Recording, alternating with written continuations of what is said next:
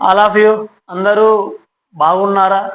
ఇంకా మనకు just 26 days మాత్రమే ఉన్నాయి పబ్లిక్ ఎగ్జామ్కి. మరి మీరు ఎంత బాగా ప్రిపేర్ అవుతున్నారో ఏమో కానీ తెలియదు, కానీ వీడియోని లాస్ట్ దాకా చూడండి, స్కిప్ చేయకండి. మీకు వీడియో నచ్చితే ఒక లైక్ చేయండి. జస్ట్ చూసాము చేశామని కాదు, మేము తీసిన దానికి అట్లీస్ట్ కాస్త కోస్తన్న వ్యూస్ అన్నా వస్తాయి కదా. Okay, right. Explain the importance of agriculture in India. Suggests in the initiatives taken by the government to ensure increase in agriculture production. Describe the geographical conditions required for the growth of rice. మళ్ళీ ఈ 3 నేర్చుకుంటే మీ దగ్గర 8 marks ఉన్నట్లే. నేర్చుకుంటారు కదా, time లేదు, ఇంకా మనసు పెట్టి నేర్చుకోండి.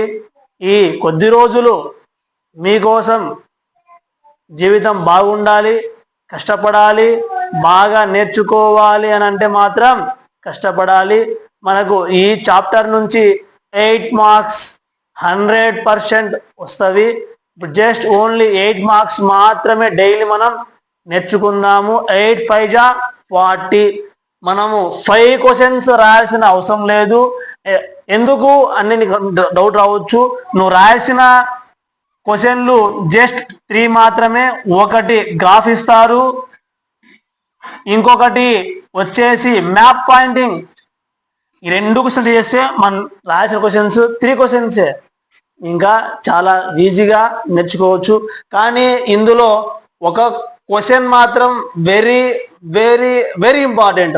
ఏంటిదంటే, మీరు ఇందులో ఒక కామన్ పాయింట్ని అబ్జర్వ్ చేశారా చేయలేదా? ఏంటి తెలుసా? ఒకటి అగ్రికల్చర్. ఇదిగో ఇక్కడ అగ్రికల్చర్, ఇక్కడ అగ్రికల్చర్, ఇక్కడ లాస్ట్లో ఏముంది? జియోగ్రాఫికల్. మనకేంటిదంటే 3 దాంట్లలో ఒకటే ఉంది కామన్ పాయింట్. అగ్రికల్చర్ అంటే ఏంటిదో మనకు తెలియదా? జస్ట్ ఏంటిదంటే నువ్వు మనసు పెట్టి వింటే ఓన్గా రాయొచ్చు. కానీ ఏంటిది, వింటున్నావా లేకపోతే తింటున్నావా? జస్ట్ ఏంటిదంటే చెప్పిన విషయాన్ని నోట్ చేసుకోండి. ఈరోజు మీకోసం ఒక చిన్న మంచి మాట. ఈరోజు కష్టపడినవాడు రేపు బాధపడతాడేమో, ఇంకోటి అవుతాడేమో, కానీ ఒకరోజు వాడు సుఖపడక మానడు. బాయ్.